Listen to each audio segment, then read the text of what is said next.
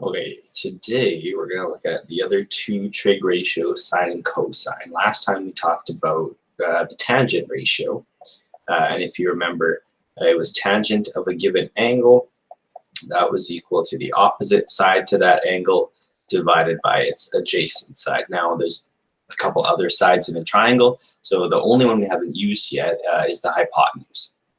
Okay, so with those three side lengths, there's a couple other relationships that show up also. So if you take a reference angle, call it A, for example, its opposite side divided by the hypotenuse, we give that one another name. The button looks like it says sin on your calculator. That actually stands for the word sine. Okay, cosine is another one where we're going to use the adjacent side and the hypotenuse to divide them, and that one we're going to call cosine. Now, the way you deal with them on your calculator is no different than how we dealt with tangent. Just make sure your calculator's in degrees. So I know in the last video I talked about putting it into that, so you can hit mode, that button next to your second function key, scroll down if radians is highlighted, go over to degree and press enter. Okay, if you've got a scientific calculator, just make sure there's a D on the screen. So D for degree. It could also say DEG also. Okay, one or the other will tell you you're in degree mode. Let's take a look at a few examples. So underneath, we're asked to determine both the sine and the cosine of an angle. Now, if you're asked to do that, really all that we're asking you to look for is the relationship between those two sides. So just the fraction. We're not asked to find the value of an angle or the value of a side length because we've got all three. We're just looking for that ratio in between them. So triangle DEF is what we're working with. So the sine of the angle D in question, so sine D, is going to be equal to the opposite side divided by the hypotenuse. Okay, so D is going to be our reference angle here. So we'll just take a look at that one. We've got to label the triangle accordingly. So I need the opposite side length to angle D. That's going to be 5, the one directly across from it. So the sine of D is equal to 5. My hypotenuse is the one across from my right angle. That's going to be 13. Okay, so that ratio right there will tell you that the sine of angle D is the relationship between 5 and 13. Now, for cosine of angle D, we're going to use a different side length. We're going to use the adjacent side to help us out here. So the cosine of angle D is going to be the adjacent side length to this angle. Now, I know 5 is the opposite. I know 13 is the hypotenuse. That means 12 has to be our adjacent in this one. So we're going to say adjacent over hypotenuse first, then fill in what we know. So the cosine of that angle D is going to be 12 over 13 this time. Okay, so two different ratios to relate those side lengths to each other. And the neat part about this, no matter which one you use, the angle isn't going to change. And we'll look at that down below also. Okay, so for B, I think I will leave this one for you to try. You've got the answer key provided, so take that angle in question, find those two relationships between them. Okay, in that second example, that's where we're going to find out how to find those actual angles. Okay, so determine the measures of angle G and angle H to the nearest tenth this time, not whole number. So we'll find angle G first, so that one is circled in blue. So according to that angle, we've got to label this triangle. So according to that, 14 will be our hypotenuse. The opposite side, I actually don't know. So let's call it opposite. The adjacent side is going to be 6. Okay, so let's go find out what that angle is. Now, based on the three sides that I'm given, I don't know the opposite one. That means that I can't use tangent. I don't have that length in there. Let's try to use one that uses adjacent and hypotenuse. One of those ratios that will do that is cosine. The cosine of a certain angle is equal to that angle's adjacent side divided by the hypotenuse. And again, we're going to need 3 pieces of information to figure something out. I don't know the angle. That's the question. I do know the adjacent, I do know the hypotenuse. So I've got these two covered. So let's fill in some information. So the cosine of my angle, instead of calling it theta, let's call it angle G. Okay, equal to the adjacent side, which was 6, hypotenuse 14. You know, just like last time, I'm looking for that angle, so I have to get rid of this cosine somehow. So let's use that inverse function we learned about in the last video. So let's shrink this for a second. All right. Take the inverse of both sides, so cosine inverse this time, not tangent inverse, because we're using a different trig function. I can't mix and match. It's always got to be consistent. So we'll do cosine inverse this time. Put our fraction in just like before. Close our bracket. So in our calculators, as long as we're in that degree mode, second function cosine, this time a new function, 6 over 14, close that bracket. And there you go, there's your angle. It's set to the nearest tenth, so 64.6 degrees is our angle measurement. Okay, we are also asked to find angle H, so we'll look back at our triangle, and we're going to have to relabel things because we're using a new reference point. So we have a new color, so we're going to label this again, but using angle H this time. The opposite side to H is now 6. Before we called that the adjacent. With the new reference point, we've got to call that the opposite. Now before, what we called opposite is now adjacent because we've switched angles. So this becomes my adjacent. My hypotenuse never changes. Okay, it's always across from that right angle. So that'll be the same no matter which one we're using. Okay, so now things change if I've got a new reference point. Now let's look at what we know. According to all of the information in red, I know I have an opposite side. I know I have a hypotenuse. I don't know what the adjacent side length is. So with all the information in red, the only ratio that I'm actually able to use here is sine, because I have the opposite and the hypotenuse.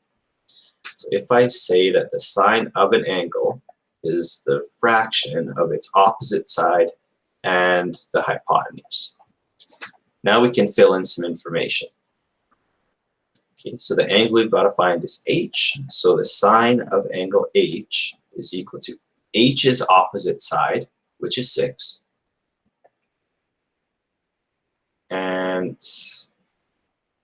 the hypotenuse, which is 14.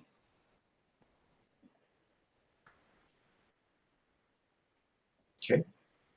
If we go fill in some information, the only thing I need is actually that angle of H. So let's take the inverse again on both sides.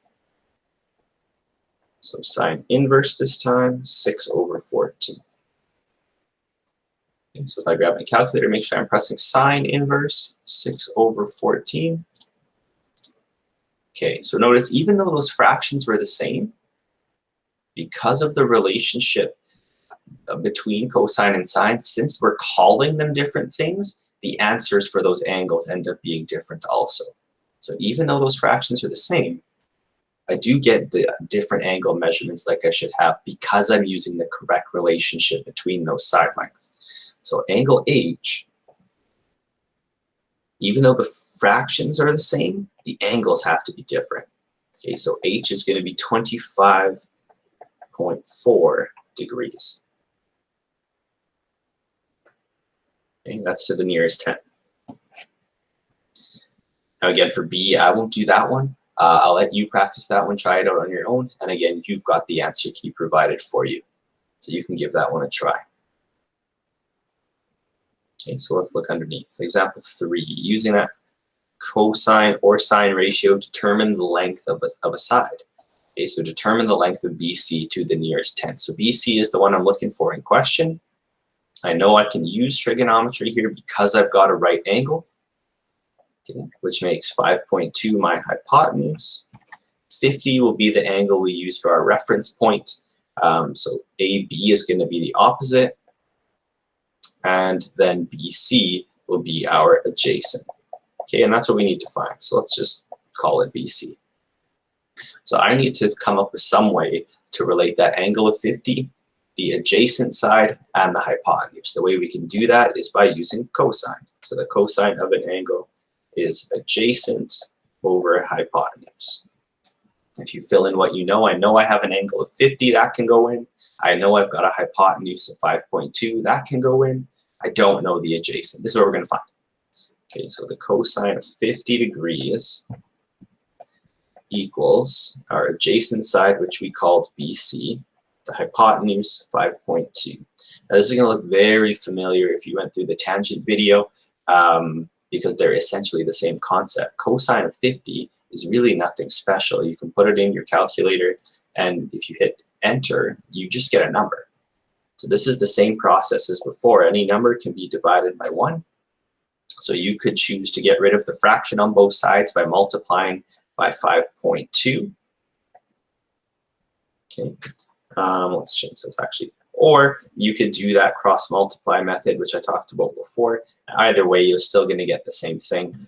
So what you're actually going to put into your calculator here, you're going to put in 5.2 multiplied with the cosine of 50 degrees, and that will give you your side length B to C. So if we do 5.2 cosine 50, 3.342 yada yada is what you're going to get. So we need to go to the nearest tenth. So 3.3 centimeters is equal to that side length we need, BC. All right? Very, very similar to tangent. But now we've got 3 different ratios, so my information could change. The process that you're going to go through will always be the same. Okay, again, I won't do B. It's very similar. You can give that one a try. Compare it to the answer key to see how you did. Okay, we're going to do one of the other ones because the fraction is slightly different. Okay, so we'll do A here, and again, I'll leave B for you. Determine the length of DE, that's our hypotenuse, to the nearest tenth of a centimeter. Okay, so the hypotenuse is our unknown this time. I've got a reference angle of 55, which means 6.8 becomes my opposite. Now between those 3 pieces of information, I've got an angle, I've got an opposite, I've got a hypotenuse. The relationship there, we're going to use the sine ratio. So the sine of theta is opposite over hypotenuse.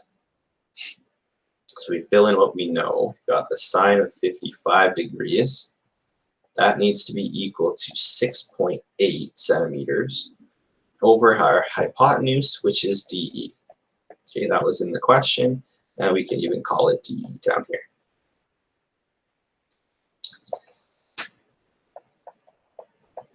Okay, again, it's just sine of a number, which again is just another number, so you can divide that by 1. This time your expression that you need to find your variable is on the bottom. So this is one of those cases where you're going to have to actually divide. So we'll take 6.8, multiply it with 1, then we'll divide it with the sine of 55 to take us to our answer, that cross multiply process. So we'll do 6.8, divide it by the sine of 55, and that'll take us straight to the answer that we need, our hypotenuse length. Okay. If we do that on our calculator, we are going to do 6.8, divide that by sine 55, close that bracket, hit enter, nearest tenth is 8.3. Okay. So there's our hypotenuse, which makes sense. It has to be longer than the other side. So far we're looking good. We aren't going to find that other side, but if we were to, we would see that that number for EF would be shorter than both of these also. So my hypotenuse is good. You can try B for yourself. You've got the answers provided for you. We're going to take a look at a couple word problems. Okay, so there's a couple words that we need to know. Angle of elevation is one of those terms. Depression is the other one. So the angle of elevation is the angle between the horizontal and the line of sight when you look up. Okay, so the angle of depression then, angle between the horizontal and the line of sight when you look downward. So imagine it's just a person standing there and they're looking straight out. As soon as their head tilts upwards, the fact that their head is tilting creates that angle. So their line of sight, I'll represent with this purple line. Okay, so imagine you're looking straight out. Then when you tilt your head upwards, basically that creates an angle between your original line of sight and your new line of sight when you look up. That's the name we give angle of elevation. Elevation because we're going upwards. Now for angle of depression, it's the exact same process. just you're looking downwards instead. Think of it like a valley or a depression in the earth. You're looking down towards the ground. Okay, so those are the two things. We're going to use that idea to solve a couple problems. So this one's talking about a water bomber flying at an altitude of 5,000 feet. The plane's radar shows that it is 8,000 feet from the target site. What is the angle of elevation of the plane's measure from the target site to the nearest degree? They're asking me for a degree. They also say the word measure. Both of those things relate to an angle.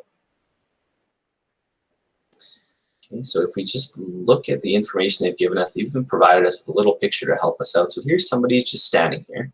Now this is probably the radar. Shows that it's 8,000 feet from the target site. So if this is the plane and this is the site where it has to go, that's the distance we're kind of talking about here. Okay, so that's going to be 8,000. The height is represented by the word altitude. That would be height above the ground. So that plane above that radar in this scenario, that's going to be our 5,000. The thing that we are trying to find is that angle of elevation. So that picture is kind of jumbled. So let's draw it separately. Same thing, just pulled out of the picture there. So here's our angle theta. There was our right angle, 8,000 feet and 5,000 feet. Okay, so there's the same information, just drawn out a little separately, so it's easier to see. Put it down here. Okay, we're asked for that angle of elevation, so we know it has to be the one that tilts upwards. So there's my angle that I want to find, theta. Now, in relation to theta, we've got to label that triangle. Okay, so according to theta, 5,000 is going to be my opposite. 8,000, that's our hypotenuse. The relationship between those two side lengths is going to be sine. So the sine of theta is equal to the opposite over the hypotenuse. Fill in what it is that you know. I need the angle. Opposite's 5,000. And hypotenuse, 8,000. Okay, since I'm looking for an angle, I need to get rid of sine. This is where the inverse function comes back. So I'm going to do the inverse of both sides. On the left-hand side, that just leaves us with the angle theta. On the right is where you're going to have sine inverse 5,000 over 8,000. Okay, and that's what's going to go into our calculator. So inverse sine 5,000 divided by 8,000. Close the bracket, hit enter. There's your angle in question. So that angle of elevation, it's to the nearest degree, nearest whole number, that will be 39 degrees. Okay, so there we go. Yeah, that one was kind of nice. They gave us the picture to help with. So let's do B together, actually. And maybe I won't do the bottom two. I'll leave those ones for you. So we'll do B and then we'll end this video here, just because they don't give us a picture. Okay, so this one's talking about an observer sitting on a dock watching a float plane in the Vancouver harbor.